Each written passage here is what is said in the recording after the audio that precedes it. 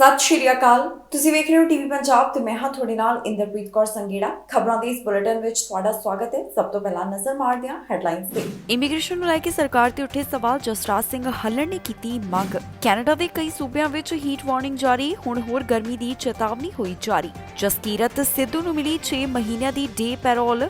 ਹੈਮਬੋਲਟ ਬ੍ਰੋਨੋਕੌਸ ਬੱਸ ਹਾਦਸੇ ਕਾਰਨ ਸਿੱਧੂ ਨੂੰ ਹੋਈ ਸੀ ਸਜ਼ਾ। ਪੇਡ ਸਿਕ ਡੇਜ਼ ਦੇ ਵਿੱਚ 2023 ਤੱਕ ਵਾਧਾ। ਓਨਟਾਰੀਓ ਸਰਕਾਰ ਨੇ ਦਿੱਤੀ ਵੱਡੀ ਰਾਹਤ। ਇਮੀਗ੍ਰੇਸ਼ਨ ਦੇ ਮੁੱਦੇ ਨੂੰ ਲੈ ਕੇ ਟਰੂਡੋ ਸਰਕਾਰ ਨੂੰ ਘੇਰਿਆ ਗਿਆ। ਦਰਅਸਲ ਕੰਜ਼ਰਵੇਟਿਵ ਪਾਰਟੀ ਵੱਲੋਂ ਇਮੀਗ੍ਰੇਸ਼ਨ ਪ੍ਰੋਗਰਾਮ ਨਾਲ ਜੁੜੇ ਹੋਏ ਸਵਾਲ ਪੁੱਛੇ ਗਏ। ਫੈਡਰਲ ਸਰਕਾਰ ਵੱਲੋਂ ਅਫਗਾਨਿਸਤਾਨ ਤੋਂ ਆਉਣ ਵਾਲੇ ਰਿਫਿਊਜੀਆਂ ਵਾਸਤੇ ਇੱਕ ਪ੍ਰੋਗਰਾਮ ਚਲਾਇਆ ਗਿਆ ਸੀ, ਜੋ ਕਿ ਹੁਣ ਨਵੇਂ ਐਪਲੀਕੈਂਟਸ ਵਾਸਤੇ ਬੰਦ ਕਰ ਦਿੱਤਾ ਗਿਆ ਹੈ। ਇਸ ਨੂੰ ਲੈ ਕੇ ਜਸਰਾਜ ਸਿੰਘ ਹੱਲੜ ਵੱਲੋਂ ਸਰਕਾਰ ਦੇ ਉੱਪਰ ਕਈ ਤਰ੍ਹਾਂ ਦੇ ਸਵਾਲ ਖੜੇ ਕੀਤੇ ਨੇ। ਇਮੀਗ੍ਰੇਸ਼ਨ ਨੂੰ ਲੈ ਕੇ ਪ੍ਰਧਾਨ ਮੰਤਰੀ ਜਸਟਿਨ ਟਰੂਡੋ ਦੀ ਸਰਕਾਰ ਉੱਪਰ ਕਈ ਤਰ੍ਹਾਂ ਦੇ ਸਵਾਲ ਖੜੇ ਹੋ ਰਹੇ ਹਨ। ਇਹ ਸਵਾਲ ਕੰਜ਼ਰਵੇਟਿਵ ਪਾਰਟੀ ਵੱਲੋਂ ਖੜੇ ਕੀਤੇ ਜਾ ਰਹੇ ਨੇ, ਜਿੱਥੇ ਉਹਨਾਂ ਵੱਲੋਂ ਅਫਗਾਨ ਇਮੀਗ੍ਰੇਸ਼ਨ ਪ੍ਰੋਗਰਾਮ ਬਾਰੇ ਜਾਣਕਾਰੀ ਦੀ ਮੰਗ ਕੀਤੀ ਜਾ ਰਹੀ ਹੈ। ਦੱਸ ਦਈਏ ਕਿ ਪਿਛਲੇ ਹਫ਼ਤੇ ਸਰਕਾਰ ਨੇ ਕਿਹਾ ਸੀ ਕਿ 18,000 ਅਰਜ਼ੀਆਂ ਵਿੱਚੋਂ ਆਖਰੀਆਂ ਨੂੰ ਪ੍ਰੋਸੈਸ ਕੀਤਾ ਜਾ ਰਿਹਾ ਹੈ ਤੇ ਉਹਨਾਂ ਵੱਲੋਂ ਨਵੇਂ ਐਪਲੀਕੈਂਟਸ ਵਾਸਤੇ ਇਸ ਪ੍ਰੋਗਰਾਮ ਨੂੰ ਬੰਦ ਕਰਨ ਦੀ ਵੀ ਜਾਣਕਾਰੀ ਦਿੱਤੀ ਗਈ।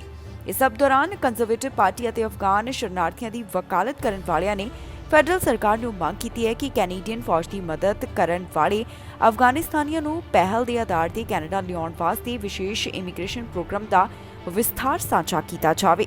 ਇਸ ਤੋਂ ਪਹਿਲਾਂ ਫੈਡਰਲ ਸਰਕਾਰ ਜਾਣਕਾਰੀ ਸਾਂਝੀ ਕਰ ਚੁੱਕੀ ਹੈ ਕਿ ਨਵੇਂ ਬਿਨੇਕਾਰਾਂ ਵਾਸਤੇ ਪ੍ਰੋਗਰਾਮ ਬੰਦ ਕਰ ਦਿੱਤਾ ਗਿਆ ਹੈ। ਉਹਨਾਂ ਵੱਲੋਂ ਹੁਣ ਤੱਕ ਕਈ ਅਰਜ਼ੀਆਂ ਉੱਪਰ ਫੈਸਲਾ ਸੁਣਾਇਆ ਗਿਆ ਤੇ ਕਈਆਂ ਉੱਪਰ ਅਜੇ ਪ੍ਰੋਸੈਸਿੰਗ ਜਾਰੀ ਹੈ। ਪ੍ਰੈਸ ਕਾਨਫਰੰਸ ਰਾਹੀਂ ਹੁਣ conservative immigration critic Jasraj Singh Hallan ਵੱਲੋਂ ਸਰਕਾਰ ਤੇ ਕਈ ਤਰ੍ਹਾਂ ਦੇ ਸਵਾਲ ਖੜੇ ਕੀਤੇ। ਉਹਨਾਂ ਨੇ ਇਸ ਇਮੀਗ੍ਰੇਸ਼ਨ ਪ੍ਰੋਗਰਾਮ ਨੂੰ ਹੋਰ ਅਰਜ਼ੀਆਂ ਲਈ ਖੁੱਲ੍ਹਾ ਨਾ ਰੱਖਣ ਵਾਸਤੇ ਸਰਕਾਰ ਦੀ ਆਲੋਚਨਾ ਕੀਤੀ। ਜਸਰਾਜ ਸਿੰਘ ਹੱਲੜ ਨੇ ਕਿਹਾ ਕਿ ਉਹਨਾਂ ਦੇ ਦਫ਼ਤਰ ਦੇ ਸੰਪਰਕ ਵਿੱਚ ਰਹੇ ਕਈ ਬਿਨੇਕਾਰਾਂ ਨੂੰ ਅਜੇ ਤੱਕ ਇਮੀਗ੍ਰੇਸ਼ਨ, ਰਿਫਿਊਜੀ ਅਤੇ ਸਿਟੀਜ਼ਨਸ਼ਿਪ ਕੈਨੇਡਾ ਤੋਂ ਜਵਾਬ ਨਹੀਂ ਮਿਲ ਰਿਹਾ। ਹੱਲੜ ਨੇ ਕਿਹਾ ਕਿ ਇਸ ਤਰ੍ਹਾਂ ਅਫਗਾਨਿਸਤਾਨੀਆਂ ਦੀ ਜਾਨਾਂ ਨੂੰ ਖਤਰੇ ਵਿੱਚ ਪਾਇਆ ਜਾ ਰਿਹਾ ਤੇ ਮੁਸ਼ਕਿਲ ਦਾ ਕਾਰਨ ਬਣ ਰਿਹਾ ਹੈ। ਨਿਊਜ਼ ਕਾਨਫਰੰਸ ਰਾਹੀਂ ਜਸਰਾਜ ਸਿੰਘ ਹੱਲੜ ਵੱਲੋਂ ਫੈਡਰਲ ਸਰਕਾਰ ਤੋਂ ਕਈ ਤਰ੍ਹਾਂ ਦੇ ਸਵਾਲ ਪੁੱਛੇ ਗਏ ਨੇ। ਉਹਨਾਂ ਕਿਹਾ ਕਿ ਫੈਡਰਲ ਸਰਕਾਰ ਨੂੰ ਇਸ ਵਿਸ਼ੇਸ਼ ਇਮੀਗ੍ਰੇਸ਼ਨ ਪ੍ਰੋਗਰਾਮ ਵਿੱਚ ਵਿਸਥਾਰ ਕਰਨਾ ਚਾਹੀਦਾ ਹੈ। ਜ਼ਿਕਰਯੋਗ ਹੈ ਕਿ ਪਿਛਲੇ ਸਾਲ ਅਗਸਤ ਮਹੀਨੇ ਦੌਰਾਨ ਫੈਡਰਲ ਸਰਕਾਰ ਵੱਲੋਂ ਅਫਗਾਨਿਸਤਾਨ ਤੋਂ ਆਉਣ ਵਾਲੇ ਸ਼ਰਨਾਰਥੀਆਂ ਵਾਸਤੇ ਇੱਕ ਵਿਸ਼ੇਸ਼ ਇਮੀਗ੍ਰੇਸ਼ਨ ਪ੍ਰੋਗਰਾਮ ਸ਼ੁਰੂ ਕੀਤਾ ਗਿਆ।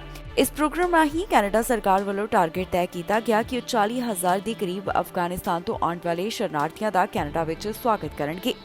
ਇਸ ਬਾਰੇ ਵੀਰਵਾਰ ਨੂੰ ਪ੍ਰਧਾਨ ਮੰਤਰੀ ਜਸਟਿਨ ਟਰੂਡੋ ਕੋਲੋਂ ਵੀ ਸਵਾਲ ਪੁੱਛਿਆ ਗਿਆ। ਪ੍ਰਧਾਨ ਮੰਤਰੀ ਜਸਟਿਨ ਟਰੂਡੋ ਤੇ ਇਮੀਗ੍ਰੇਸ਼ਨ ਮੰਤਰੀ ਨੂੰ ਪੁੱਛਿਆ ਗਿਆ ਸੀ ਕਿ ਇਸ ਪ੍ਰੋਗਰਾਮ ਨੂੰ ਦੁਬਾਰਾ ਖੋਲ੍ਹ ਕੇ ਹੋਰ ਅਰਜ਼ੀਆਂ ਸਵੀਕਾਰ ਕਰਨ ਦੀ ਉਹ ਯੋਜਨਾ ਰੱਖਦੇ ਹਨ ਜਾਂ ਫਿਰ ਨਹੀਂ। ਦੋਵਾਂ ਵੱਲੋਂ ਇਸ ਦਾ ਕੋਈ ਸਿੱਧਾ ਜਵਾਬ ਨਹੀਂ ਦਿੱਤਾ ਗਿਆ। ਇਸ ਤੋਂ ਪਹਿਲਾਂ ਹੀ ਸਰਕਾਰ ਨੇ ਜਾਣਕਾਰੀ ਸਾਂਝੀ ਕਰ ਦਿੱਤੀ ਸੀ ਕਿ ਨਵੇਂ ਬਿਨੇਕਾਰਾਂ ਵਾਸਤੇ ਉਹਨਾਂ ਵੱਲੋਂ ਇਹ ਪ੍ਰੋਗਰਾਮ ਬੰਦ ਕੀਤਾ ਜਾ ਰਿਹਾ ਹੈ। ਕੈਨੇਡਾ ਦੇ ਕਈ ਸੂਬਿਆਂ ਵਿੱਚ ਹੀਟ ਵਾਰਨਿੰਗ ਜਾਰੀ ਕਰ ਦਿੱਤੀ ਗਈ ਹੈ। ਬਹੁਤ ਸਾਰੇ ਅਜਿਹੇ ਸੂਬੇ ਨੇ ਜਿੱਥੇ ਕਾਫੀ ਜ਼ਿਆਦਾ ਗਰਮੀ ਪੈ ਰਹੀ ਹੈ ਤੇ ਅਗਲੇ ਕੁਝ ਦਿਨਾਂ ਵਾਸਤੇ ਅਜਿਹਾ ਹੀ ਜਾਰੀ ਰਹਿਣ ਵਾਲਾ ਹੈ। ਗਰਮੀ ਦੇ ਬਾਰੇ ਜਾਂ ਮੌਸਮ ਦੇ ਬਾਰੇ ਸੂਬਿਆਂ ਤੋਂ ਕੀ ਜਾਣਕਾਰੀ ਸਾਹਮਣੇ ਆ ਰਹੀ ਹੈ, ਕਿੱਥੇ ਜ਼ਿਆਦਾ ਗਰਮੀ ਪੈਣ ਵਾਲੀ ਹੈ, ਸਾਰੀ ਡਿਟੇਲ ਤੁਹਾਨੂੰ ਇਸ ਖਬਰ ਵਿੱਚ ਦੇਵਾਂਗੇ। ਕੈਨੇਡਾ ਦੇ ਕਈ ਹਿੱਸਿਆਂ ਵਿੱਚ ਇਸ ਸਮੇਂ ਕਾਫੀ ਜ਼ਿਆਦਾ ਗਰਮੀ ਪੈ ਰਹੀ ਹੈ। ਕੈਨੇਡਾ ਦੇ ਕਈ ਹਿੱਸੇ ਹੀਟ ਵਾਰਨਿੰਗ ਅਧੀਨ ਹਨ। ਤਾਜ਼ਾ ਜਾਣਕਾਰੀ ਦੇ ਵਿੱਚ ਦੱਸਿਆ ਗਿਆ ਹੈ ਕਿ ਤਾਪਮਾਨ 30 ਡਿਗਰੀ ਸੈਲਸੀਅਸ ਨੂੰ ਵੀ ਪਾਰ ਕਰ ਸਕਦਾ ਹੈ। ਇਨਵਾਇਰਨਮੈਂਟ ਕੈਨੇਡਾ ਵੱਲੋਂ ਕੁਝ ਸੂਬਿਆਂ ਵਾਸਤੇ ਹੀਟ ਵਾਰਨਿੰਗ ਜਾਰੀ ਕੀਤੀ ਗਈ, ਜਿੱਥੇ ਉਹਨਾਂ ਦੱਸਿਆ ਕਿ ਆਉਣ ਵਾਲੇ ਦਿਨਾਂ ਦੌਰਾਨ ਇਹਨਾਂ ਸੂਬਿਆਂ ਵਿੱਚ ਤਾਪਮਾਨ 30 ਡਿਗਰੀ ਸੈਲਸੀਅਸ ਤੋਂ ਵੀ ਪਾਰ ਜਾ ਸਕਦਾ ਹੈ। ਇਹ heat warning Prince Edward Island, New Brunswick, Nova Scotia, Ontario, Quebec ਦੇ ਵਾਸਤੇ ਜਾਰੀ ਕੀਤੀ ਗਈ, ਜਿੱਥੇ ਵੀਕਐਂਡ ਤੱਕ ਗਰਮੀ ਰਹਿਣ ਵਾਲੀ ਹੈ। ਇਸ ਤੋਂ ਇਲਾਵਾ ਇਨਵਾਇਰਨਮੈਂਟ ਕੈਨੇਡਾ ਦਾ ਕਹਿਣਾ ਹੈ ਕਿ ਹਿਊਮਿਡੈਕਸ ਵੈਲਿਊ 40 ਡਿਗਰੀ ਤੱਕ ਪਾਰ ਕਰ ਸਕਦੀ ਹੈ। ਇਸ ਤਰ੍ਹਾਂ ਦੇ ਗਰਮੀ ਦੇ ਮੌਸਮ ਵਿੱਚ ਆਮ ਲੋਕਾਂ ਨੂੰ ਲਗਾਤਾਰ ਸਲਾਹ ਦਿੱਤੀ ਜਾ ਰਹੀ ਹੈ ਕਿ ਉਹ ਆਪਣਾ ਬਚਾਅ ਰੱਖਣ। ਸਮੇਂ-ਸਮੇਂ ਤੇ ਪਾਣੀ ਪੀਣ ਦੇ ਵਾਸਤੇ ਕਿਹਾ ਜਾ ਰਿਹਾ ਹੈ। ਆਪਣੇ ਪਾਲਤੂ ਜਾਨਵਰਾਂ ਦਾ ਖਾਸ ਤੌਰ ਦੇ ਉੱਪਰ ਖਿਆਲ ਰੱਖਣ ਦੀ ਵੀ ਗੱਲ ਲਗਾਤਾਰ ਕਹੀ ਜਾ ਰਹੀ ਹੈ। ਇਸ ਦੇ ਨਾਲ ਹੀ ਬ੍ਰਿਟਿਸ਼ ਕੋਲੰਬੀਆ ਦੇ ਪਬਲਿਕ ਸੇਫਟੀ ਮਿਨਿਸਟਰ ਵੱਲੋਂ ਵੀ ਇੱਥੋਂ ਦੇ ਲੋਕਾਂ ਨੂੰ ਹੀਟ ਵੇਵ ਸੰਬੰਧੀ ਚੇਤਾਵਨੀ ਦਿੱਤੀ ਜਾ ਰਹੀ ਹੈ। ਇੱਥੋਂ ਦੇ ਕੁਝ ਹਿੱਸਿਆਂ ਵਿੱਚ ਕਾਫੀ ਗਰਮੀ ਪੈਣ ਦੀ ਸੰਭਾਵਨਾ ਜਤਾਈ ਜਾ ਰਹੀ ਹੈ, ਜੋ ਕਿ ਅਗਲੇ ਕੁਝ ਹਫ਼ਤਿਆਂ ਤੱਕ ਜਾਰੀ ਰਹਿ ਸਕਦੀ ਹੈ। ਹੈਮਬੋਲਟ ਬ੍ਰੋਨੋਕੌਸ ਮਾਮਲੇ ਦੇ ਬਾਰੇ ਤਾਜ਼ਾ ਜਾਣਕਾਰੀ ਸਾਹਮਣੇ ਆਈ ਹੈ, ਜਿੱਥੇ ਦੱਸਿਆ ਜਾ ਰਿਹਾ ਹੈ ਕਿ ਜਸਕੀਰਤ ਸਿੰਘ ਸਿੱਧੂ ਨੂੰ ਡੇ ਪੈਰੋਲ ਦਿੱਤੀ ਗਈ ਹੈ। ਇਹ ਡੇ ਪੈਰੋਲ ਉਹਨਾਂ ਨੂੰ 6 ਮਹੀਨਿਆਂ ਵਾਸਤੇ ਦਿੱਤੀ ਗਈ। ਇਹ ਵੀ ਗੱਲ ਕਹੀ ਜਾ ਰਹੀ ਹੈ ਕਿ ਜਦੋਂ ਉਹਨਾਂ ਦੀ ਸਜ਼ਾ ਖਤਮ ਹੋ ਜਾਏਗੀ ਤਾਂ ਉਹਨਾਂ ਨੂੰ ਡਿਪੋਰਟ ਵੀ ਕੀਤਾ ਜਾ ਸਕਦਾ ਹੈ। ਜਸਕੀਰਤ ਸਿੱਧੂ ਦੇ ਵਕੀਲ ਵੱਲੋਂ ਅਦਾਲਤ ਦੇ ਵਿੱਚ ਇਸ ਸੰਬੰਧੀ ਇੱਕ ਜੋ ਮੰਗ ਹੈ ਉਹ ਕੀਤੀ ਗਈ ਹੈ ਤਾਂ ਕਿ ਉਹਨਾਂ ਨੂੰ ਡਿਪੋਰਟ ਨਾ ਕੀਤਾ ਜਾਵੇ। ਹੰਬੋਲਟ ਬ੍ਰੋਨੋਕੋਸ ਬੱਸ ਹਾਦਸੇ ਲਈ ਜ਼ਿੰਮੇਵਾਰ ਟਰੱਕ ਡਰਾਈਵਰ ਜਸਕੀਰਤ ਸਿੱਧੂ ਨੂੰ ਡੇ ਪੈਰੋਲ ਮਿਲ ਗਈ ਹੈ। ਦੱਸ ਦਈਏ ਕਿ ਜਸਕੀਰਤ ਨੂੰ 8 ਸਾਲ ਦੀ ਸਜ਼ਾ ਹੋਈ ਸੀ। ਜੀ ਹਾਂ, ਹੰਬੋਲਟ ਬ੍ਰੋਨੋਕੋਸ ਬੱਸ ਹਾਦਸੇ ਲਈ ਜ਼ਿੰਮੇਵਾਰ ਟਰੱਕ ਡਰਾਈਵਰ ਨੂੰ ਪੈਰੋਲ ਬੋਰਡ ਆਫ ਕੈਨੇਡਾ ਨੇ 6 ਮਹੀਨਿਆਂ ਦੀ ਡੇ ਪੈਰੋਲ ਦੇ ਦਿੱਤੀ ਹੈ। ਬੋਰਡ ਦਾ ਕਹਿਣਾ ਹੈ ਕਿ ਜੇ ਜਸਕੀਰਤ ਸਿੰਘ ਸਿੱਧੂ ਸਾਰੀਆਂ ਸ਼ਰਤਾਂ ਦੀ ਪਾਲਣਾ ਕਰਦਾ ਹੈ ਤਾਂ 6 ਮਹੀਨੇ ਬਾਅਦ ਉਸ ਨੂੰ ਪੂਰੀ ਪੈਰੋਲ ਦੇ ਦਿੱਤੀ ਜਾਵੇਗੀ। ਦੱਸ ਦਈਏ ਕਿ ਜਸਕੀਰਤ ਨੇ ਸਾਲ 2018 ਦੇ ਹਾਦਸੇ ਵਾਸਤੇ ਖਤਰਨਾਕ ਡਰਾਈਵਿੰਗ ਦੇ ਇਲਜ਼ਾਮਾਂ ਵਿੱਚ ਇੱਕ ਬਾਲੇ ਜ਼ੁਰਮ ਕੀਤਾ, ਜਿਸ ਵਿੱਚ ਉਸ ਨੂੰ 8 ਸਾਲ ਦੀ ਸਜ਼ਾ ਸੁਣਾਈ ਗਈ। ਇਹ ਹਾਦਸਾ ਸਸਕੈਚੁਆਨ ਦੇ ਇਲਾਕੇ ਵਿੱਚ ਹੋਇਆ ਸੀ। ਜਸਕੀਰਤ ਟਰੱਕ ਚਲਾ ਰਿਹਾ ਸੀ ਤੇ ਇੰਟਰਸੈਕਸ਼ਨ ਤੇ ਬਣੇ ਸਟਾਪ ਸਾਈਨ ਤੇ ਨਹੀਂ ਰੁਕਿਆ ਤੇ ਸਿੱਧਾ ਇੱਕ ਬੱਸ ਨਾਲ ਟਕਰਾ ਗਿਆ। ਇਹ ਬੱਸ ਹੰਬੋਲਟ ਬ੍ਰੋਨੋਕੋਸ ਦੀ ਹਾਕੀ ਟੀਮ ਨੂੰ ਲੈ ਕੇ ਜਾ ਰਹੀ ਸੀ। ਇਸ ਹਾਦਸੇ ਵਿੱਚ 16 ਦੀ ਮੌਤ ਹੋ ਗਈ ਤੇ 13 ਜਾਣੇ ਜ਼ਖਮੀ ਹੋਏ ਸਨ।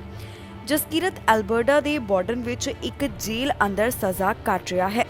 ਸਜ਼ਾ ਪੂਰੀ ਹੋਣ ਤੋਂ ਬਾਅਦ ਜਸਕੀਰਤ ਨੂੰ ਸੰਭਾਵੀ ਤੌਰ ਤੇ ਡਿਪੋਰਟ ਵੀ ਕੀਤਾ ਜਾ ਸਕਦਾ ਹੈ।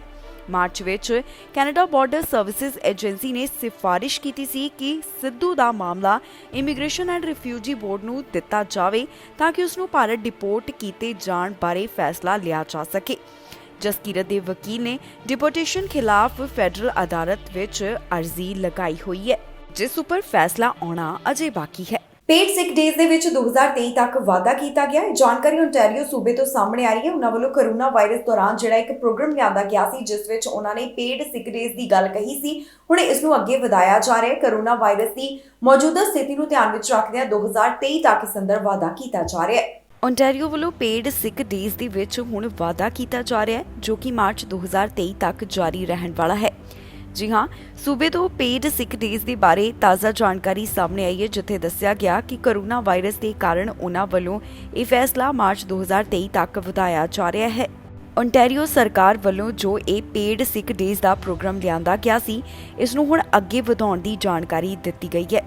ਇਸ ਵਿੱਚ ਅਗਲੇ ਹੋਰ 8 ਮਹੀਨਿਆਂ ਦਾ ਵਾਅਦਾ ਕੀਤਾ ਜਾ ਰਿਹਾ ਹੈ, ਜੋ ਕਿ 31 ਮਾਰਚ 2023 ਤੱਕ ਜਾਰੀ ਰਹਿਣ ਵਾਲਾ ਹੈ। ਇਸ ਅਧੀਨ ਜਿਹੜੇ ਐਲੀਜੀਬਲ ਵਰਕਰਸ ਨੇ ਉਹਨਾਂ ਨੂੰ 3 ਦਿਨਾਂ ਵਾਸਤੇ ਸੂਬਾ ਸਰਕਾਰ ਵੱਲੋਂ $200 ਦਿੱਤੇ ਜਾਣਗੇ। ਇਹ ਪੇਡ ਸਿਕ ਡੇਜ਼ ਉਹਨਾਂ ਵਾਸਤੇ ਹਨ ਜੇਕਰ ਉਹ ਕੋਰੋਨਾ ਦੀ ਲਪੇਟ ਵਿੱਚ ਆਉਂਦੇ ਨੇ, ਟੀਕਾ ਲਗਵਾਉਣਾ ਚਾਹੁੰਦੇ ਹਨ ਜਾਂ ਫਿਰ ਸੈਲਫ ਆਈਸੋਲੇਸ਼ਨ ਵਿੱਚ ਜਾਣਾ ਚਾਹੁੰਦੇ ਨੇ। ਦੱਸ ਦਈਏ ਕਿ ਜੁਲਾਈ ਮਹੀਨੇ ਦੀ ਸ਼ੁਰੂਆਤ ਵਿੱਚ ਪ੍ਰੀਮੀਅਰ ਡਗਫੋਰਡ ਨੂੰ ਅਪੀਲ ਕੀਤੀ ਗਈ ਸੀ ਕਿ ਇਸ ਪ੍ਰੋਗਰਾਮ ਨੂੰ ਅੱਗੇ ਵਧਾਇਆ ਜਾਵੇ, ਜੋ ਕਿ ਜੁਲਾਈ 31 ਤੱਕ ਐਕਸਪਾਇਰ ਹੋਣ ਜਾ ਰਿਹਾ ਸੀ, ਪਰ ਇਸ ਤੋਂ ਪਹਿਲਾਂ ਹੀ ਸੂਬਾ ਸਰਕਾਰ ਵੱਲੋਂ ਇਸ ਸੰਬੰਧੀ ਰਾਹਤ ਦਾ ਐਲਾਨ ਕਰ ਦਿੱਤਾ ਗਿਆ। ਜਾਣਕਾਰੀ ਲਈ ਦੱਸ ਦਈਏ ਕਿ ਸੂਬੇ ਵੱਲੋਂ worker income protection benefit program ਜੋ ਲਿਆਂਦਾ ਗਿਆ, ਸਭ ਤੋਂ ਪਹਿਲਾਂ ਇਸ ਦੀ ਸ਼ੁਰੂਆਤ ਅਪ੍ਰੈਲ 2021 ਦੌਰਾਨ ਕੀਤੀ ਗਈ ਸੀ, ਜਿਸ ਵੇਲੇ ਅਲਫਾ ਡੈਲਟਾ ਵੇਵ ਕੈਨੇਡਾ ਦੇ ਵਿੱਚ ਨਜ਼ਰ ਆ ਰਹੀ ਸੀ। ਉਸ ਵੇਲੇ ਸੂਬਾ ਸਰਕਾਰ ਵੱਲੋਂ ਇਹ ਪ੍ਰੋਗਰਾਮ ਲਿਆਂਦਾ ਗਿਆ। ਇਸ ਪ੍ਰੋਗਰਾਮ ਦੇ ਬਾਰੇ 24 ਜੂਨ ਤੱਕ ਜੋ ਜਾਣਕਾਰੀ ਸਾਹਮਣੇ ਆਈ ਹੈ, ਸਰਕਾਰ ਦਾ ਕਹਿਣਾ ਹੈ ਕਿ ਇਸ ਅਧੀਨ 4,70,000 ਵਰਕਰਸ ਵੱਲੋਂ ਰਾਹਤ ਲਈ ਗਈ ਹੈ। ਇਸ ਉੱਪਰ ਸੂਬੇ ਨੂੰ $199 ਮਿਲੀਅਨ ਦਾ ਖਰਚ ਆਉਣ ਦੇ ਬਾਰੇ ਵੀ ਉਹਨਾਂ ਵੱਲੋਂ ਜਾਣਕਾਰੀ ਦਿੱਤੀ ਗਈ। ਓਨਟਾਰੀਓ ਤੋਂ ਬੱਚਿਆਂ ਦੇ ਟੀਕੇ ਦੇ ਬਾਰੇ ਜਾਣਕਾਰੀ ਸਾਹਮਣੇ ਆਈ ਹੈ, ਜਿੱਥੇ ਦੱਸਿਆ ਜਾ ਰਿਹਾ ਹੈ ਕਿ ਜਲਦ ਹੁਣ 6 ਮਹੀਨੇ ਤੋਂ 5 ਸਾਲ ਦੇ ਬੱਚਿਆਂ ਨੂੰ ਕੋਵਿਡ-19 ਵੈਕਸੀਨ ਲਗਾਉਣ ਦੀ ਸ਼ੁਰੂਆਤ ਕੀਤੀ ਜਾਏਗੀ। ਬੱਚਿਆਂ ਵਾਸਤੇ ਇਸ ਵੈਕਸੀਨ ਸੰਬੰਧੀ ਅਪਾਇੰਟਮੈਂਟ ਸ਼ੁਰੂ ਕੀਤੀ ਜਾ ਰਹੀ ਹੈ ਤੇ ਦੱਸਿਆ ਗਿਆ ਹੈ ਕਿ ਕਿਵੇਂ ਤੇ ਕਿਸ ਤਰ੍ਹਾਂ ਅਪਾਇੰਟਮੈਂਟ ਬੁੱਕ ਕੀਤੀ ਜਾ ਸਕੇਗੀ। ਹੈਲਥ ਕੈਨੇਡਾ ਵੱਲੋਂ 6 ਮਹੀਨੇ ਤੋਂ 5 ਸਾਲ ਦੇ ਬੱਚਿਆਂ ਲਈ ਕੋਵਿਡ-19 ਵੈਕਸੀਨ ਨੂੰ ਹਰੀ ਝੰਡੀ ਦਿੱਤੇ ਜਾਣ ਤੋਂ ਬਾਅਦ ਓਨਟਾਰੀਓ ਸੂਬੇ ਤੋਂ ਇਸ ਬਾਰੇ ਤਾਜ਼ਾ ਜਾਣਕਾਰੀ ਸਾਹਮਣੇ ਆ ਰਹੀ ਹੈ। ਓਨਟਾਰੀਓ ਵਿੱਚ 6 ਮਹੀਨੇ ਤੋਂ 5 ਸਾਲ ਤੱਕ ਦੇ ਬੱਚਿਆਂ ਲਈ ਹੁਣ ਕੋਵਿਡ-19 ਵੈਕਸੀਨ ਦੀ ਬੁਕਿੰਗ ਜਲਦ ਸ਼ੁਰੂ ਕੀਤੀ ਜਾ ਰਹੀ ਹੈ। ਇਸ ਦਾ ਮਤਲਬ ਹੈ ਕਿ ਸੂਬੇ ਵਿੱਚ ਰਹਿੰਦੇ ਮਾਪੇ ਆਪਣੇ 6 ਤੋਂ 5 ਸਾਲ ਦੇ ਬੱਚਿਆਂ ਦੇ ਵਾਸਤੇ ਕੋਵਿਡ-19 ਵੈਕਸੀਨ ਜਲਦ ਲਗਵਾ ਸਕਣਗੇ। ਸੂਬਾ ਸਰਕਾਰ ਵੱਲੋਂ ਨਿਊਜ਼ ਰਿਲੀਜ਼ ਵਿੱਚ ਜਾਣਕਾਰੀ ਸਾਂਝੀ ਕੀਤੀ ਗਈ, ਜਿਸ ਵਿੱਚ ਦੱਸਿਆ ਗਿਆ ਕਿ 28 ਜੁਲਾਈ ਸਵੇਰੇ 8 ਵਜੇ ਤੋਂ ਹੀ ਇਸ ਉਮਰ ਵਰਗ ਲਈ ਬੁਕਿੰਗ ਦੀ ਸ਼ੁਰੂਆਤ ਕਰ ਦਿੱਤੀ ਜਾਏਗੀ। ਇਸ ਦੇ ਨਾਲ ਹੀ ਘੱਟ ਜਾਂ ਫਿਰ ਕਮਜ਼ੋਰ ਇਮਿਊਨਿਟੀ ਵਾਲੇ 15 ਤੋਂ 17 ਸਾਲ ਦੀ ਉਮਰ ਦੇ ਬੱਚਿਆਂ ਨੂੰ ਵੀ ਦੂਸਰੀ ਬੂਸਟਰ ਡੋਜ਼ ਦੇ ਵਾਸਤੇ ਐਲੀਜੀਬਲ ਦੱਸਿਆ ਜਾ ਰਿਹਾ ਹੈ। ਸ਼ਰਤ ਹੈ ਕਿ ਉਹਨਾਂ ਦੇ ਪਹਿਲਾ ਬੂਸਟਰ ਡੋਜ਼ 6 ਮਹੀਨੇ ਪਹਿਲਾਂ ਲੱਗਾ ਹੋਣਾ ਚਾਹੀਦਾ ਹੈ। ਡਿਪਟੀ ਪ੍ਰੀਮੀਅਰ ਤੇ ਹੈਲਥ ਮਿਨਿਸਟਰ ਵੱਲੋਂ ਜਾਣਕਾਰੀ ਸਾਂਝੀ ਕਰਦਿਆਂ ਕਿਹਾ ਗਿਆ ਕਿ ਹੈਲਥ ਕੈਨੇਡਾ ਵੱਲੋਂ ਛੋਟੇ ਬੱਚਿਆਂ ਲਈ ਮੋਡਰਨਾ ਦੇ ਟੀਕੇ ਨੂੰ ਮਨਜ਼ੂਰੀ ਦਿੱਤੀ ਗਈ ਹੈ, ਜੋ ਕਿ ਉਹਨਾਂ ਦੇ ਉੱਪਰ ਪੂਰੀ ਤਰ੍ਹਾਂ ਦੇ ਨਾਲ ਸੁਰੱਖਿਅਤ ਪਾਇਆ ਗਿਆ। ਆਉਣ ਵਾਲੇ ਕੁਝ ਦਿਨਾਂ ਦੌਰਾਨ ਬੱਚਿਆਂ ਦੇ ਲਈ ਵਿਸ਼ੇਸ਼ ਵੈਕਸੀਨ ਸੂਬੇ ਵਿੱਚ ਭੇਜੀਆਂ ਜਾਣਗੀਆਂ ਤੇ ਇਹ ਪ੍ਰੋਵਿੰਸ ਵਿੱਚ ਵੰਡੀਆਂ ਜਾਣਗੀਆਂ। ਇਹ ਪਬਲਿਕ ਹੈਲਥ ਯੂਨਿਟ, ਕਲੀਨਿਕਸ ਅਤੇ ਫਾਰਮੇਸੀਜ਼ ਦੇ ਉੱਪਰ ਬੱਚਿਆਂ ਵਾਸਤੇ ਉਪਲਬਧ ਹੋਣ ਦੇ ਬਾਰੇ ਜਾਣਕਾਰੀ ਸਾਂਝੀ ਕੀਤੀ ਗਈ ਹੈ। ਪ੍ਰੋਵਿੰਸ ਦੀ ਸਰਕਾਰ ਨੇ ਕੋਵਿਡ-19 ਵੈਕਸੀਨੇਸ਼ਨ ਪੋਰਟਲ ਰਾਹੀਂ ਬੁਕਿੰਗ ਦਾ ਸਿਲਸਿਲਾ ਸ਼ੁਰੂ ਕਰਨ ਦੇ ਬਾਰੇ ਜਾਣਕਾਰੀ ਦਿੱਤੀ। ਇਸ ਤੋਂ ਇਲਾਵਾ ਪਬਲਿਕ ਹੈਲਥ ਯੂਨਿਟਸ ਨੇ ਆਪਣੇ ਬੁਕਿੰਗ ਸਿਸਟਮ, ਹਿੱਸਾ ਲੈਣ ਵਾਲੀਆਂ ਫਾਰਮੇਸੀਆਂ ਅਤੇ ਕਲੀਨਿਕਸ ਦੇ ਉੱਪਰ ਵੈਕਸੀਨੇਸ਼ਨ ਦੀ ਬੁਕਿੰਗ ਕਰਵਾਏ ਜਾਣ ਦੇ ਬਾਰੇ ਦੱਸਿਆ ਹੈ। ਦੱਸਣਯੋਗ ਹੈ ਕਿ ਜੇਕਰ ਕੋਈ ਮਾਂ-ਬਾਪ ਆਪਣੇ ਬੱਚਿਆਂ ਵਾਸਤੇ ਕੋਵਿਡ-19 ਵੈਕਸੀਨ ਨਾਲ ਜੁੜਿਆ ਹੋਇਆ ਕੋਈ ਸਵਾਲ ਪੁੱਛਣਾ ਚਾਹੁੰਦਾ ਹੈ ਤਾਂ ਉਹ 183394339000 ਤੇ ਕਾਲ ਕਰਕੇ ਉਹਨਾਂ ਦੇ ਨਾਲ ਸੰਪਰਕ ਕਰਕੇ ਜਾਣਕਾਰੀ ਸਾਂਝੀ ਕਰ ਸਕਦਾ ਹੈ। ਇਸ ਤੋਂ ਇਲਾਵਾ ਸਿੱਖ ਕਿਡਜ਼ ਹਸਪੀਟਲ ਦੀ ਕੋਵਿਡ-19 ਵੈਕਸੀਨੇਸ਼ਨ ਕੰਸਲਟ ਸਰਵਿਸ ਨਾਲ ਵੀ ਫੋਨ ਕਾਲ ਤੇ ਵਿਚਾਰ ਵਟਾਂਦਰਾ ਕੀਤਾ ਜਾ ਸਕਦਾ ਹੈ। ਦੱਸਣਯੋਗ ਹੈ ਕਿ ਪਿਛਲੇ ਹਫ਼ਤੇ ਹੀ ਹੈਲਥ ਕੈਨੇਡਾ ਵੱਲੋਂ ਮੋਡਰਨਾ ਦੀ ਕੋਵਿਡ-19 ਵੈਕਸੀਨ ਨੂੰ 6 ਮਹੀਨੇ ਤੋਂ 5 ਸਾਲ ਦੇ ਬੱਚਿਆਂ ਦੇ ਲਈ ਮਨਜ਼ੂਰ ਕੀਤਾ, ਜਿਸ ਤੋਂ ਬਾਅਦ ਇਸ ਉਮਰ ਵਰਗ ਨੂੰ ਜਲਦ ਇਹ ਕੋਵਿਡ-19 ਦਾ ਟੀਕਾ ਲਗਾਇਆ ਜਾਵੇਗਾ। ਗੋਲੀਆਂ ਚਲਾਉਣ ਦੇ ਮਾਮਲੇ ਵਿੱਚ ਪੁਲਿਸ ਨੇ ਕਾਰਵਾਈ ਕਰਦਿਆਂ 4 ਟੀਨੇਜਰਸ ਨੂੰ ਚਾਰਜ ਕੀਤਾ ਹੈ। ਦੱਸ ਦਈਏ ਕਿ ਗੋਲੀ ਲੱਗਣ ਕਾਰਨ ਇੱਕ ਦੀ ਮੌਤ ਹੋਈ ਸੀ, ਜਿਸ ਤੋਂ ਬਾਅਦ ਹੁਣ ਪੁਲਿਸ ਨੇ ਕਾਰਵਾਈ ਕੀਤੀ ਹੈ ਤੇ ਤਾਜ਼ਾ ਜਾਣਕਾਰੀ ਦਿੱਤੀ। ਕਾਰਪੋਰੇਟ ਪਲਾਜ਼ਾ ਵਿੱਚ ਜੋ ਗੋਲੀਆਂ ਚੱਲਣ ਦਾ ਮਾਮਲਾ ਸਾਹਮਣੇ ਆਇਆ ਸੀ, ਉਸ ਸੰਬੰਧੀ ਪੁਲਿਸ ਵੱਲੋਂ ਕਾਰਵਾਈ ਕੀਤੀ ਗਈ। ਉਹਨਾਂ ਵੱਲੋਂ ਕਾਰਵਾਈ ਕਰਦਿਆਂ 4 ਟੀਨੇਜਰਸ ਨੂੰ ਚਾਰਜ ਕੀਤਾ ਗਿਆ, ਜੋ ਕਿ ਇਸ ਗੋਲੀਬਾਰੀ ਦੀ ਘਟਨਾ ਨਾਲ ਜੁੜੇ ਹੋਏ ਦੱਸੇ ਜਾ ਰਹੇ ਨੇ। ਟੋਰਾਂਟੋ ਪੁਲਿਸ ਵੱਲੋਂ ਮਾਮਲੇ ਬਾਰੇ ਜਾਣਕਾਰੀ ਸਾਂਝੀ ਕੀਤੀ, ਜਿਹਦੇ ਉਹਨਾਂ ਦੱਸਿਆ ਕਿ ਜੂਨ ਮਹੀਨੇ ਸਕਾਰਬਰੋ ਦੇ ਵਿੱਚ ਗੋਲੀਆਂ ਚੱਲਣ ਦਾ ਇੱਕ ਮਾਮਲਾ ਸਾਹਮਣੇ ਆਇਆ ਸੀ, ਜਿਸ ਦੇ ਸੰਬੰਧ ਵਿੱਚ ਉਹਨਾਂ ਨੇ 4 ਟੀਨੇਜਰਸ ਤੇ ਕਾਰਵਾਈ ਕੀਤੀ ਹੈ। ਪੁਲਿਸ ਦੇ ਦੱਸਣ ਮੁਤਾਬਕ ਉਹਨਾਂ ਨੂੰ ਇਸ ਮਾਮਲੇ ਬਾਰੇ 8 ਜੂਨ 8 ਵਜੇ ਦੇ ਕਰੀਬ ਜਾਣਕਾਰੀ ਮਿਲੀ। ਜਿਸ ਵੇਲੇ ਆਫੀਸਰਸ ਘਟਨਾ ਵਾਲੀ ਥਾਂ ਦੇ ਉੱਪਰ ਪਹੁੰਚੇ ਤਾਂ ਉਹਨਾਂ ਨੇ ਦੇਖਿਆ ਕਿ ਇੱਥੇ ਇੱਕ ਵਿਅਕਤੀ ਗੋਲੀਆਂ ਲੱਗਣ ਕਾਰਨ ਜ਼ਖਮੀ ਹੋਇਆ ਸੀ। ਉਸ ਨੂੰ ਬਚਾਉਣ ਦੀ ਕੋਸ਼ਿਸ਼ ਤਾਂ ਕੀਤੀ ਗਈ, ਪਰ ਉਸ ਨੂੰ ਘਟਨਾ ਵਾਲੀ ਥਾਂ ਦੇ ਉੱਪਰ ਹੀ ਮ੍ਰਿਤਕ ਐਲਾਨ ਕਰ ਦਿੱਤਾ ਗਿਆ। ਪੁਲਿਸ ਵੱਲੋਂ ਉਸ ਦੀ ਪਹਿਚਾਣ 24 ਸਾਲ ਦੀ ਡੈਲੇ ਦੇ ਤੌਰ ਤੇ ਉੱਪਰ ਦੱਸੀ ਗਈ। ਪੁਲਿਸ ਵੱਲੋਂ ਹੁਣ ਤਾਜ਼ਾ ਜਾਣਕਾਰੀ ਸਾਂਝੀ ਕਰਦਿਆਂ ਕਿਹਾ ਗਿਆ ਕਿ ਉਹਨਾਂ ਨੇ 4 ਜਾਣਿਆਂ ਨੂੰ ਹਿਰਾਸਤ ਵਿੱਚ ਲਿਆ, ਜਿਨ੍ਹਾਂ ਦੇ ਉੱਪਰ ਕਾਰਵਾਈ ਕੀਤੀ ਗਈ ਹੈ। ਇਹਨਾਂ ਦੀ ਪਹਿਚਾਣ ਵੀ ਪੁਲਿਸ ਨੇ ਜਨਤਕ ਕੀਤੀ ਹੈ, ਜਿਸ ਵਿੱਚ 19 ਸਾਲ ਦਾ ਇੱਕ ਲੜਕਾ ਜਿਸ ਦਾ ਨਾਮ ਜਾਮਰ ਅਤੇ 16 ਸਾਲ ਦੇ ਬੱਚੇ ਦੀ ਅਜੇ ਪਹਿਚਾਣ ਜਨਤਕ ਨਹੀਂ ਕੀਤੀ ਗਈ। ਇਹਨਾਂ 4 ਜਾਣਿਆਂ ਤੇ ਪੁਲਿਸ ਵੱਲੋਂ ਕਾਰਵਾਈ ਕਰਦਿਆਂ ਫਰਸਟ ਡਿਗਰੀ ਮਰਡਰ ਚਾਰਜਸ ਲਗਾਏ ਗਏ ਨੇ ਤੇ ਜਲਦ ਇਹਨਾਂ ਦੀ ਕੋਰਟ ਵਿੱਚ ਪੇਸ਼ੀ ਹੋਣ ਜਾ ਰਹੀ ਹੈ। ਫਿਲਹਾਲ ਪੁਲਿਸ ਮਾਮਲੇ ਦੇ ਸੰਬੰਧ ਵਿੱਚ ਵਧੇਰੇ ਜਾਂਚ ਪੜਤਾਲ ਕਰ ਰਹੀ ਹੈ, ਜਿਸ ਤੋਂ ਬਾਅਦ ਬਾਕੀ ਦੀ ਜਾਣਕਾਰੀ ਉਹਨਾਂ ਵੱਲੋਂ ਸਾਂਝੀ ਕੀਤੀ ਜਾਵੇਗੀ। ਹੁਣ ਤੱਕ ਦੀ ਇਨਫੋਰਮੇਸ਼ਨ ਵਿੱਚ ਉਹਨਾਂ ਵੱਲੋਂ ਇਹਨਾਂ तमाम ਗੱਲਾਂ ਦਾ ਜ਼ਿਕਰ ਕੀਤਾ ਗਿਆ ਹੈ। ਵਾਜੀਆਂ ਗੈਸ ਦੀਆਂ ਕੀਮਤਾਂ ਦਰਮਿਆਨ ਇੱਕ ਰਾਹਤ ਦੀ ਖਬਰ ਸਾਹਮਣੇ ਆਈ ਹੈ। ਓਨਟਾਰੀਓ ਦੇ ਡਰਾਈਵਰਸ ਨੂੰ ਹੁਣ ਹੋਰ ਵੀ ਸਸਤੀ ਗੈਸ ਮਿਲਣ ਜਾ ਰਹੀ ਹੈ। ਸ਼ੁੱਕਰਵਾਰ ਨੂੰ ਗੈਸ ਦੀਆਂ ਕੀਮਤਾਂ ਵਿੱਚ ਹੋਰ ਵੀ ਗਿਰਾਵਟ ਦਰਜ ਕੀਤੀ ਜਾਏਗੀ। ਅਪ੍ਰੈਲ ਮਹੀਨੇ ਤੋਂ ਬਾਅਦ ਇਹ ਗਿਰਾਵਟ ਪਹਿਲੀ ਵਾਰ ਦੇਖਣ ਨੂੰ ਮਿਲ ਰਹੀ ਹੈ। ਓਨਟਾਰੀਓ ਵਿੱਚ ਇੱਕ ਵਾਰ ਫਿਰ ਤੋਂ ਗੈਸ ਦੀਆਂ ਕੀਮਤਾਂ ਹੇਠਾਂ ਆਉਣਗੀਆਂ। ਵਧ ਰਹੀ ਮਹਿੰਗਾਈ ਦੌਰਾਨ ਓਨਟਾਰੀਓ ਵਾਸੀਆਂ ਨੂੰ ਇੱਕ ਰਾਹਤ ਮਿਲਣ ਜਾ ਰਹੀ ਹੈ। ਜਾਣਕਾਰੀ ਮੁਤਾਬਕ 15 ਅਪ੍ਰੈਲ ਤੋਂ ਬਾਅਦ ਸ਼ੁੱਕਰਵਾਰ ਨੂੰ ਇੱਥੇ ਗੈਸ ਦੀਆਂ ਕੀਮਤਾਂ ਕਾਫੀ ਹੇਠਾਂ ਆਉਣਗੀਆਂ। ਕੈਨੇਡੀਅਨਸ ਫਾਰ ਅਫੋਰਡੇਬਲ ਐਨਰਜੀ ਦੇ ਪ੍ਰੈਜ਼ੀਡੈਂਟ ਵੱਲੋਂ ਇਸ ਬਾਰੇ ਜਾਣਕਾਰੀ ਸਾਂਝੀ ਕੀਤੀ ਗਈ, ਜਿੱਥੇ ਉਹਨਾਂ ਦੱਸਿਆ ਕਿ ਸਦਰਨ ਓਨਟਾਰੀਓ, ਜਿਸ ਵਿੱਚ Toronto, Ottawa, Hamilton, London, Kitchener, Barrie, Niagara, Kingston, Windsor ਸ਼ਾਮਿਲ ਹੈ। ਇੱਥੋਂ ਦੇ ਡਰਾਈਵਰਾਂ ਨੂੰ ਰਾਹਤ ਮਿਲਣ ਜਾ ਰਹੀ ਹੈ, ਜਿੱਥੇ ਉਹਨਾਂ ਨੂੰ ਗੈਸ ਦੀਆਂ ਕੀਮਤਾਂ ਘੱਟ ਅਦਾ ਕਰਨੀਆਂ ਪੈਣਗੀਆਂ। ਇਹਨਾਂ ਗੈਸ ਦੀਆਂ ਕੀਮਤਾਂ ਵਿੱਚ ਪਹਿਲਾਂ ਦੇ ਮੁਕਾਬਲੇ 4 ਸੈਂਟ ਦੀ ਗਿਰਾਵਟ ਦਰਜ ਕੀਤੀ ਜਾਏਗੀ। ਮੌਂਟਰੀਅਲ ਦੇ ਵਿੱਚ ਵੀ ਗੈਸ ਦੀਆਂ ਕੀਮਤਾਂ 4 ਸੈਂਟ ਘੱਟ ਹੋਣ ਦੇ ਬਾਰੇ ਜਾਣਕਾਰੀ ਦਿੱਤੀ ਜਾ ਰਹੀ ਹੈ। ਦੱਸ ਦਈਏ ਕਿ ਸੂਬਾ ਸਰਕਾਰ ਵੱਲੋਂ ਪਹਿਲਾਂ ਹੀ ਰਾਹਤ ਦਿੱਤੀ ਗਈ ਹੈ, ਜਿੱਥੇ ਓਨਟਾਰੀਓ ਦੇ ਪ੍ਰੀਮੀਅਰ ਡਗਫੋਰਡ ਵੱਲੋਂ ਦੱਸਿਆ ਗਿਆ ਸੀ ਕਿ 6 ਮਹੀਨਿਆਂ ਵਾਸਤੇ ਉਹਨਾਂ ਵੱਲੋਂ ਜੋ ਗੈਸ ਦੇ ਉੱਪਰ ਲਗਾਇਆ ਜਾਣ ਵਾਲਾ ਟੈਕਸ ਹੈ, ਉਸ ਨੂੰ ਹਟਾਇਆ ਜਾ ਰਿਹਾ ਹੈ। ਗੈਸ ਦੀਆਂ ਕੀਮਤਾਂ ਵਿੱਚ ਪਹਿਲਾਂ ਦੇ ਮੁਕਾਬਲੇ ਕਾਫੀ ਜ਼ਿਆਦਾ ਕਮੀ ਦੇਖਣ ਨੂੰ ਮਿਲੀ ਤੇ ਹੁਣ ਇੱਕ ਹੋਰ ਰਾਹਤ ਦੀ ਖਬਰ ਸਾਹਮਣੇ ਆ ਰਹੀ ਹੈ, ਜਿੱਥੇ ਦੱਸਿਆ ਜਾ ਰਿਹਾ ਹੈ ਕਿ ਸ਼ੁੱਕਰਵਾਰ ਨੂੰ ਇੱਕ ਵਾਰ ਫਿਰ ਤੋਂ ਗੈਸ ਦੀਆਂ ਕੀਮਤਾਂ ਘੱਟ ਹੋਣਗੀਆਂ। ਓਨਟਾਰੀਓ ਦੇ ਡਰਾਈਵਰਸ ਨੂੰ ਹੁਣ ਇਹ ਵਧ ਰਹੀ ਮਹਿੰਗਾਈ ਦੌਰਾਨ ਰਾਹਤ ਮਿਲਣ ਜਾ ਰਹੀ ਹੈ। ਪਹਿਲਾਂ ਦੇ ਮੁਕਾਬਲੇ ਕਰੋਨਾ ਵਾਇਰਸ ਦੇ ਮਾਮਲੇ ਵੱਧ ਹੋਣ ਲੱਗੇ ਨੇ। ਓਨਟਾਰੀਓ ਸੂਬੇ ਤੋਂ ਜਾਣਕਾਰੀ ਸਾਹਮਣੇ ਆਈ, ਜਿੱਥੇ ਦੱਸਿਆ ਜਾ ਰਿਹਾ ਹੈ ਕਿ ਮੌਜੂਦਾ ਸਮੇਂ ਕਰੋਨਾ ਵਾਇਰਸ ਦੀ ਕੀ ਸਥਿਤੀ ਬਣੀ ਹੋਈ ਹੈ। ਇਹਦੇ ਹਸਪਤਾਲ ਵਿੱਚ ਕਿੰਨੇ ਮਰੀਜ਼ ਨੇ, ਵੀ ਜਾਣਕਾਰੀ ਦਿੱਤੀ ਗਈ। ਓਨਟਾਰੀਓ ਵਿੱਚ ਇਸ ਸਮੇਂ ਕਰੋਨਾ ਵਾਇਰਸ ਦੀ ਕੀ ਸਥਿਤੀ ਬਣੀ ਹੋਈ ਹੈ, ਇਸ ਬਾਰੇ ਤਾਜ਼ਾ ਜਾਣਕਾਰੀ ਸਾਹਮਣੇ ਆਈ। ਪਹਿਲਾਂ ਦੇ ਮੁਕਾਬਲੇ ਕਰੋਨਾ ਵਾਇਰਸ ਦੇ ਮਾਮਲੇ ਇੱਥੇ ਵੱਧ ਦਰਜ ਕੀਤੇ ਜਾ ਰਹੇ ਹਨ। ਓਨਟਾਰੀਓ ਸੂਬੇ ਤੋਂ ਆਈ ਜਾਣਕਾਰੀ ਮੁਤਾਬਕ 7 ਦਿਨਾਂ ਦੌਰਾਨ ਕਰੋਨਾ ਵਾਇਰਸ ਕਾਰਨ 62 ਲੋਕਾਂ ਨੇ ਦਮ ਤੋੜ ਦਿੱਤਾ। ਹਸਪਤਾਲ ਵਿੱਚ ਵੀ ਪਹਿਲਾਂ ਦੇ ਮੁਕਾਬਲੇ ਮਰੀਜ਼ਾਂ ਦੀ ਗਿਣਤੀ ਵਧਦੀ ਹੋਈ ਦਿਖਾਈ ਦੇ ਰਹੀ ਹੈ। ਇੱਥੋਂ ਦੇ ਹੈਲਥ ਮਿਨਿਸਟਰ ਵੱਲੋਂ ਜਾਣਕਾਰੀ ਸਾਂਝੀ ਕਰਦਿਆਂ ਦੱਸਿਆ ਗਿਆ ਕਿ ਸੂਬੇ ਵਿੱਚ ਇਸ ਸਮੇਂ ਕਰੋਨਾ ਵਾਇਰਸ ਦੇ ਕੀ ਹਾਲਾਤ ਬਣੇ ਹੋਏ ਹਨ। ਦੱਸ ਦਈਏ ਕਿ ਪਿਛਲੇ 30 ਦਿਨਾਂ ਦੌਰਾਨ ਇੱਥੇ 193 ਮੌਤਾਂ ਕਰੋਨਾ ਵਾਇਰਸ ਕਾਰਨ ਦਰਜ ਕੀਤੀਆਂ ਗਈਆਂ। ਹੁਣ ਤੱਕ 13,555 ਲੋਕਾਂ ਨੇ ਕਰੋਨਾ ਕਾਰਨ ਆਪਣੀ ਜਾਨ ਗਵਾ ਦਿੱਤੀ ਹੈ।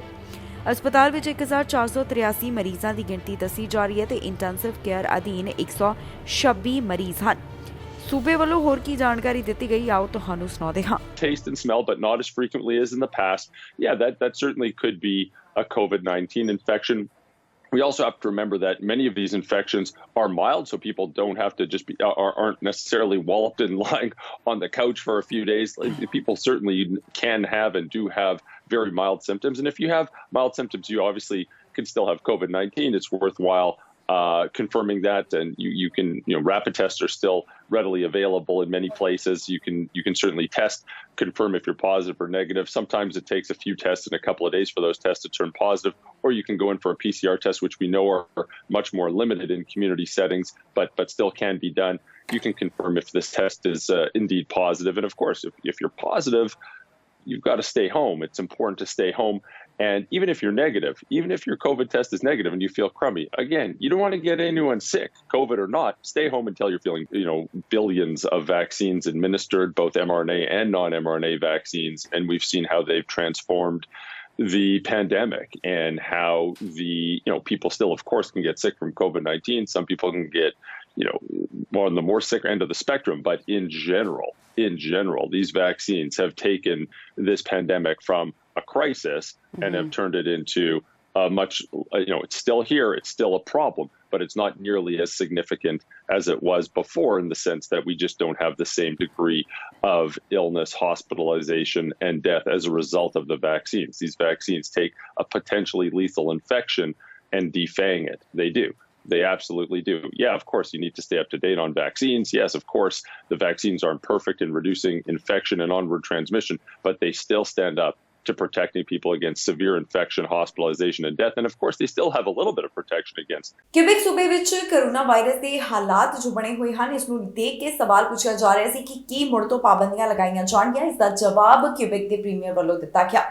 ਉਹਨਾਂ ਦਾ ਕਹਿਣਾ ਹੈ ਕਿ ਨਵੀਂ ਲਹਿਰ ਦੇ ਨਾਲ ਨਜਿੱਠਣ ਵਾਸਤੇ ਉਹਨਾਂ ਨੂੰ ਨਵੀਆਂ ਪਾਬੰਦੀਆਂ ਲਗਾਉਣ ਦੀ ਜ਼ਰੂਰਤ ਨਹੀਂ। ਕੈਨੇਡਾ ਵਿੱਚ ਇੱਕ ਵਾਰ ਫਿਰ ਤੋਂ ਕਰੋਨਾ ਵਾਇਰਸ ਦੇ ਮਾਮਲੇ ਵਧਦੇ ਹੋਏ ਦਿਖਾਈ ਦੇ ਰਹੇ ਨੇ। ਅਲੱਗ-ਅਲੱਗ ਸੂਬਿਆਂ ਵਿੱਚ ਇਸ ਤਰ੍ਹਾਂ ਦੀ ਸਥਿਤੀ ਬਣੀ ਹੋਈ ਹੈ। ਕਿਊਬਿਕ ਦੇ ਵਿੱਚ ਪਹਿਲਾਂ ਦੇ ਮੁਕਾਬਲੇ ਕਰੋਨਾ ਦੇ ਮਾਮਲੇ ਵੱਧ ਹੋ ਰਹੇ ਨੇ। ਇਸ ਸਭ ਨੂੰ ਧਿਆਨ ਵਿੱਚ ਰੱਖਦਿਆਂ ਕਿਊਬਿਕ ਦੇ ਪ੍ਰੀਮੀਅਰ ਦਾ ਇੱਕ ਵੱਡਾ ਬਿਆਨ ਸਾਹਮਣੇ ਆਇਆ। ਉਹਨਾਂ ਤੋਂ ਜੋ ਪਾਬੰਦੀਆਂ ਲਗਾਉਣ ਦੇ ਬਾਰੇ ਪੁੱਛਿਆ ਗਿਆ ਸੀ, ਇਸ ਦਾ ਜਵਾਬ ਕਿਊਬਿਕ ਦੇ ਪ੍ਰੀਮੀਅਰ ਵੱਲੋਂ ਦਿੱਤਾ ਗਿਆ। ਉਹਨਾਂ ਦਾ ਕਹਿਣਾ ਹੈ ਕਿ ਕਰੋਨਾ ਵਾਇਰਸ ਦੀ ਇੱਕ ਨਵੀਂ ਲਹਿਰ ਦੇ ਨਾਲ ਨਜਿੱਠਣ ਵਾਸਤੇ ਨਵੀਆਂ ਪਾਬੰਦੀਆਂ ਲਗਾਉਣ ਦੀ ਜ਼ਰੂਰਤ ਨਹੀਂ ਹੈ। ਜਾਣਕਾਰੀ ਲਈ ਦੱਸ ਦਈਏ ਕਿ ਕਿਊਬਿਕ ਦੇ ਹਸਪਤਾਲ ਵਿੱਚ ਇਸ ਸਮੇਂ 2000 ਤੋਂ ਵੱਧ ਮਰੀਜ਼ਾਂ ਦੀ ਗਿਣਤੀ ਦੱਸੀ ਜਾ ਰਹੀ ਹੈ, ਜਿਨ੍ਹਾਂ ਦਾ ਕਰੋਨਾ ਵਾਇਰਸ ਕਾਰਨ ਇਲਾਜ ਚੱਲ ਰਿਹਾ ਹੈ। ਇਸ ਤਰ੍ਹਾਂ ਦੇ ਹਾਲਾਤਾਂ ਵਿੱਚ ਹੀ ਕਿਊਬਿਕ ਦੇ ਪ੍ਰੀਮੀਅਰ ਨੂੰ ਇਹ ਸਵਾਲ ਪੁੱਛਿਆ ਗਿਆ ਸੀ ਕਿ ਸੂਬੇ ਵਿੱਚ ਮੁੜ ਤੋਂ ਸਖਤੀਆਂ ਕੀਤੀਆਂ ਜਾਣਗੀਆਂ, ਤਾਂ ਉਹਨਾਂ ਨੇ ਇਸ ਦਾ ਜਵਾਬ ਦਿੱਤਾ ਹੈ ਕਿ ਇਸ ਨਵੀਂ ਲਹਿਰ ਨਾਲ ਨਜਿੱਠਣ ਵਾਸਤੇ ਸਖਤੀਆਂ ਦੀ ਜ਼ਰੂਰਤ ਨਹੀਂ ਹੈ। ਇਸ ਤੋਂ ਇਲਾਵਾ ਉਹਨਾਂ ਨੇ ਬੱਚਿਆਂ ਦੀ ਕੋਵਿਡ-19 ਵੈਕਸੀਨ ਦੇ ਬਾਰੇ ਵੀ ਜਾਣਕਾਰੀ ਸਾਂਝੀ ਕੀਤੀ। ਕਿਊਬਿਕ ਦੇ ਪ੍ਰੀਮੀਅਰ ਨੇ ਦੱਸਿਆ ਕਿ ਅਗਲੇ ਹਫ਼ਤੇ ਤੋਂ 6 ਮਹੀਨੇ ਤੋਂ 5 ਸਾਲ ਦੇ ਬੱਚਿਆਂ ਨੂੰ ਵੀ ਕੋਵਿਡ-19 ਵੈਕਸੀਨ ਲਗਾਉਣ ਦੀ ਸ਼ੁਰੂਆਤ ਕਰ ਦਿੱਤੀ ਜਾਏਗੀ। ਦਰਅਸਲ ਹੈਲਥ ਕੈਨੇਡਾ ਵੱਲੋਂ ਇਸ ਉਮਰ ਵਰਗ ਵਾਸਤੇ ਮੋਡਰਨਾ ਦੇ ਟੀਕੇ ਨੂੰ ਮਨਜ਼ੂਰੀ ਦਿੱਤੀ, ਜਿਸ ਤੋਂ ਬਾਅਦ ਹੁਣ ਵੱਖ-ਵੱਖ ਸੂਬਿਆਂ ਵਿੱਚ 6 ਸਾਲ ਤੋਂ 5 ਸਾਲ ਵਾਲੇ ਬੱਚਿਆਂ ਨੂੰ ਕੋਵਿਡ-19 ਵੈਕਸੀਨ ਲਗਾਉਣ ਦੀ ਜਲਦ ਸ਼ੁਰੂਆਤ ਕੀਤੀ ਜਾਵੇਗੀ। ਤਿਤਲੀ ਦੀ ਇੱਕ ਪ੍ਰਜਾਤੀ ਦੀ ਆਬਾਦੀ ਦੇ ਵਿੱਚ ਪਹਿਲਾਂ ਦੇ ਮੁਕਾਬਲੇ ਕਾਫੀ ਜ਼ਿਆਦਾ ਕਮੀ ਆਈ ਹੈ, ਜਿਸ ਤੋਂ ਬਾਅਦ ਇਸ ਨੂੰ ਅੰਤਰਰਾਸ਼ਟਰੀ ਸੂਚੀ ਦੇ ਵਿੱਚ ਸ਼ਾਮਿਲ ਕੀਤਾ ਗਿਆ ਹੈ। ਦੱਸਿਆ ਜਾ ਰਿਹਾ ਹੈ ਕਿ ਇਹਨਾਂ ਦੀ ਆਬਾਦੀ ਦੇ ਵਿੱਚ ਭਾਰੀ ਗਿਰਾਵਟ ਦਰਜ ਕੀਤੀ ਗਈ ਹੈ। ਇੱਕ ਕਿਸਮ ਦੀ ਤਿਤਲੀ ਨੂੰ ਖਤਰੇ ਵਿੱਚ ਘਿਰੀਆਂ ਪ੍ਰਜਾਤੀਆਂ ਦੀ ਅੰਤਰਰਾਸ਼ਟਰੀ ਸੂਚੀ ਵਿੱਚ ਸ਼ਾਮਿਲ ਕੀਤਾ ਗਿਆ। ਇਸ ਤਿਤਲੀ ਦੀ ਪ੍ਰਜਾਤੀ ਦਾ ਨਾਮ ਮਨੋਰਕ ਹੈ। ਉੱਤਰੀ ਅਮਰੀਕੀ ਮਨੋਰਕ ਤਿਤਲੀ ਦੀ ਆਬਾਦੀ 22% ਤੋਂ 72% ਤੱਕ ਘੱਟ ਦਰਜ ਕੀਤੀ ਗਈ। ਦਰਅਸਲ ਪ੍ਰਵਾਸੀ ਮਨੋਰਕ ਤਿਤਲੀ ਪ੍ਰਜਾਤੀ ਅਲੋਪ ਹੋਣ ਤੋਂ 2 ਪੜਾਅ ਹੀ ਦੂਰ ਬਚੀ ਹੈ। ਵਿਗਿਆਨੀਆਂ ਵੱਲੋਂ ਇਸ ਸ਼ਾਨਦਾਰ ਸੰਤਰੀ ਤੇ ਕਾਲੇ ਰੰਗ ਦੀ ਤਿਤਲੀ ਬਾਰੇ ਜਾਣਕਾਰੀ ਸਾਂਝੀ ਕਰਦਿਆਂ ਦੱਸਿਆ ਕਿ ਇਹਨਾਂ ਦੀ ਆਬਾਦੀ ਪਹਿਲਾਂ ਦੇ ਮੁਕਾਬਲੇ ਕਾਫੀ ਜ਼ਿਆਦਾ ਘੱਟ ਹੋ ਗਈ ਹੈ ਤੇ ਇਹਨਾਂ ਨੂੰ ਐਂਡੇਂਜਰਡ ਲਿਸਟ ਵਿੱਚ ਸ਼ਾਮਿਲ ਕਰ ਦਿੱਤਾ ਗਿਆ ਹੈ। 2016 ਵਿੱਚ ਕੈਨੇਡਾ ਵਿੱਚ ਖਤਰੇ ਅਧੀਨ ਪ੍ਰਜਾਤੀਆਂ ਦੀ ਸਥਿਤੀ ਬਾਰੇ ਕਮੇਟੀ ਜਾਣੀ ਕਿ committee on the status of endangered wildlife ਨੇ ਮਨੋਰਕ ਤਿਤਲੀ ਨੂੰ ਖਤਰੇ ਦੀ ਸੂਚੀ ਵਿੱਚ ਪਾ ਦਿੱਤਾ ਸੀ। ਹੁਣ ਅੰਤਰਰਾਸ਼ਟਰੀ ਪ੍ਰਕਿਰਤੀ ਸੁਰੱਖਿਆ ਸੰਘ ਨੇ ਇਸ ਪ੍ਰਵਾਸੀ ਮਨੋਰਕ ਤਿਤਲੀ ਨੂੰ ਪਹਿਲੀ ਵਾਰ ਆਪਣੀ ਰੈੱਡ ਲਿਸਟ ਵਿੱਚ ਸ਼ਾਮਲ ਕੀਤਾ ਹੈ ਤੇ ਇਸ ਨੂੰ ਖਤਰੇ ਵਿੱਚ ਘਿਰੀਆਂ ਪ੍ਰਜਾਤੀਆਂ ਦੀ ਸੂਚੀ ਵਿੱਚ ਸ਼ਾਮਲ ਕੀਤਾ ਗਿਆ ਹੈ। ਅਲੋਪ ਹੋਣ ਵਾਲੀਆਂ ਪ੍ਰਜਾਤੀਆਂ ਦੀ ਸ਼੍ਰੇਣੀ ਤੋਂ ਇਹ 2 ਕਦਮ ਦੂਰ ਹੈ। ਇਸ ਸਮੂਹ ਦਾ ਅੰਦਾਜ਼ਾ ਹੈ ਕਿ ਉੱਤਰੀ ਅਮਰੀਕਾ ਵਿੱਚ ਮਨੋਰਕ ਤਿਤਲੀ ਦੀ ਆਬਾਦੀ 10 ਸਾਲ ਵਿੱਚ 22% ਤੋਂ 72% ਵਿੱਚ ਘਟ ਹੋਈ ਹੈ। ਮਿਸ਼ੀਗਨ ਯੂਨੀਵਰਸਿਟੀ ਵਿੱਚ ਜੀਵ ਵਿਗਿਆਨੀ ਵੱਲੋਂ ਇਸ ਬਾਰੇ ਆਪਣੇ ਵਿਚਾਰ ਸਾਂਝੇ ਕੀਤੇ ਗਏ। ਉਹਨਾਂ ਕਿਹਾ ਕਿ ਅਸੀਂ ਇਸ ਪ੍ਰਜਾਤੀ ਦੇ ਘੱਟ ਹੋਣ ਤੋਂ ਚਿੰਤਾ ਵਿੱਚ ਹਾਂ। ਇਹ ਸੋਚਣਾ ਬਹੁਤ ਸੌਖਾ ਹੈ ਕਿ ਕਿਵੇਂ ਬਹੁਤ ਜਲਦੀ ਇਹ ਪ੍ਰਜਾਤੀ ਹੋਰ ਵੀ ਵਧੇਰੇ ਖਤਰੇ ਵਿੱਚ ਆ ਸਕਦੀ ਹੈ।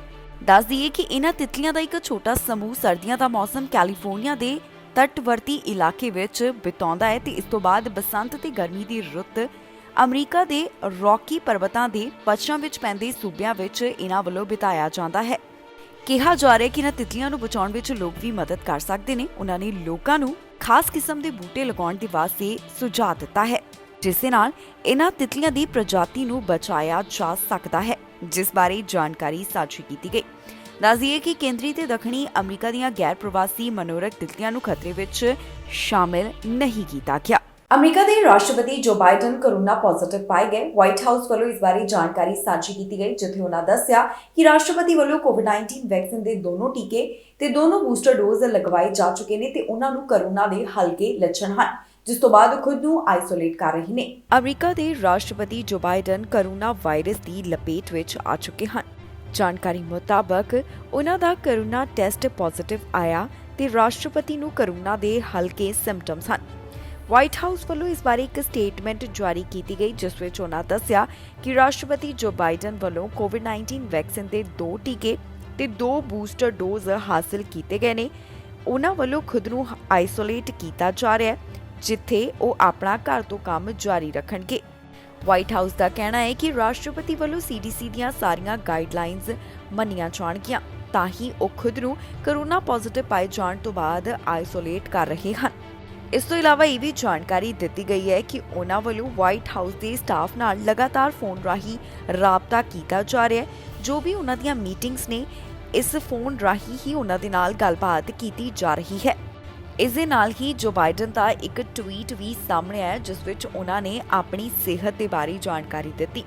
ਰਾਸ਼ਟਰਪਤੀ ਜੋ ਬਾਈਡਨ ਨੇ ਦੱਸਿਆ ਕਿ ਉਹ ਬਿਲਕੁਲ ਠੀਕ ਨੇ ਤੇ ਆਪਣੇ ਆਪ ਨੂੰ ਬਿਜ਼ੀ ਰੱਖਣ ਦੀ ਕੋਸ਼ਿਸ਼ ਕਰ ਰਹੇ ਹਨ। ਉਹ ਕਹਿੰਦੇ ਨੇ ਕਿ ਉਹਨਾਂ ਵੱਲੋਂ ਇੱਕ ਐਂਟੀਵਾਇਰਲ ਡਰੱਗ ਲੈਣ ਦੀ ਵੀ ਸ਼ੁਰੂਆਤ ਕਰ ਦਿੱਤੀ ਗਈ ਹੈ, ਤਾਂ ਕਿ ਕੋਰੋਨਾ ਵਾਇਰਸ ਤੋਂ ਹੋਰ ਵੀ ਰਾਹਤ ਹਾਸਲ ਕੀਤੀ ਜਾ ਸਕੇ। ਮੌਜੂਦਾ ਸਮੇਂ ਰਾਸ਼ਟਰਪਤੀ ਜੋ ਬਾਈਡਨ ਨੂੰ ਕੋਰੋਨਾ ਦੇ ਹਲਕੇ ਲੱਛਣ ਹਨ ਤੇ ਉਹਨਾਂ ਵੱਲੋਂ ਖੁਦ ਨੂੰ ਆਈਸੋਲੇਸ਼ਨ ਵਿੱਚ ਰੱਖਿਆ ਗਿਆ ਹੈ। ਰਾਸ਼ਟਰਪਤੀ ਜੋ ਬਾਈਡਨ ਦੀ ਪਤਨੀ ਦਾ ਕੋਰੋਨਾ ਟੈਸਟ ਨੈਗੇਟਿਵ ਆਇਆ ਹੈ। ਉਹ ਬਿਲਕੁਲ ਠੀਕ ਹਨ। ਜ਼ਿਕਰਯੋਗ ਹੈ ਕਿ ਰਾਸ਼ਟਰਪਤੀ ਜੋ ਬਾਈਡਨ, ਜੋ ਕਿ 79 ਸਾਲ ਦੇ ਹਨ, ਉਹਨਾਂ ਵੱਲੋਂ ਕੋਵਿਡ-19 ਵੈਕਸੀਨ ਦੇ ਦੋਨੋਂ ਟੀਕੇ ਲਗਵਾਏ ਗਏ, ਜੋ ਕਿ ਫਾਈਜ਼ਰ ਵੈਕਸੀਨ ਉਹਨਾਂ ਵੱਲੋਂ ਲਗਵਾਈ ਗਈ। ਇਸ ਤੋਂ ਬਾਅਦ ਉਹਨਾਂ ਨੇ ਸਤੰਬਰ 2021 ਦੌਰਾਨ ਪਹਿਲਾ ਬੂਸਟਰ ਸ਼ਾਟ ਲਗਵਾਇਆ ਤੇ 30 ਮਾਰਚ ਨੂੰ ਉਹਨਾਂ ਵੱਲੋਂ ਚੌਥਾ ਕੋਰੋਨਾ ਦਾ ਟੀਕਾ ਜਾਣੀ ਕਿ ਦੂਸਰਾ ਬੂਸਟਰ ਡੋਜ਼ ਹਾਸਲ ਕੀਤਾ ਗਿਆ। ਇਸ ਦੇ ਨਾਲ ਹੀ ਜਾਂਦੇ ਇੱਕ ਵਾਰ ਫਿਰ ਤੋਂ ਨਜ਼ਰ ਮਾਰਦੇ ਹਾਂ ਹੈਡਲਾਈਨਸ ਤੇ। ਇਮੀਗ੍ਰੇਸ਼ਨ ਨੂੰ ਲੈ ਕੇ ਸਰਕਾਰ ਤੇ ਉੱਠੇ ਸਵਾਲ। ਜਸਰਾਜ ਸਿੰਘ ਹੱਲਰ ਨੇ ਕੀਤੀ ਮੰਗ। ਕੈਨੇਡਾ ਦੇ ਕਈ ਸੂਬਿਆਂ ਵਿੱਚ ਹੀਟ ਵਾਰਨਿੰਗ ਜਾਰੀ, ਹੁਣ ਹੋਰ ਗਰਮੀ ਦੀ ਚੇਤਾਵਨੀ ਹੋਈ ਜਾਰੀ। ਜਸਕੀਰਤ ਸਿੱਧੂ ਨੂੰ ਮਿਲੀ 6 ਮਹੀਨਿਆਂ ਦੀ ਡੇ ਪੈਰੋਲ। ਹੈਮਬੋਲਟ ਬ੍ਰੋਨੋਕੌਸ ਬੱਸ ਹਾਦਸੇ ਕਾਰਨ ਸਿੱਧੂ ਨੂੰ ਹੋਈ ਸੀ ਸਜ਼ਾ। ਪੇਡ ਸਿਕ ਡੇਜ਼ ਦੇ ਵਿੱਚ 2023 ਤੱਕ ਵਾਧਾ। ਓਨਟਾਰੀਓ ਸਰਕਾਰ ਨੇ ਦਿੱਤੀ ਵੱਡੀ ਰਾਹਤ। ਖਬਰਾਂ ਦੇ ਇਸ ਬੁਲੇਟਿਨ ਵਿੱਚ ਇੰਨਾ ਹੀ। ਫਿਲਹਾਲ ਮੈਂ ਰਿੰਦਰਪ੍ਰੀਤ ਕੌਰ ਸੰਗੇੜਾ ਨੂੰ ਦਿਓ ਇਜਾਜ਼ਤ ਤੇ ਤੁਸੀਂ ਵੇਖਦੇ ਰਹੋ TV ਪੰਜਾਬ।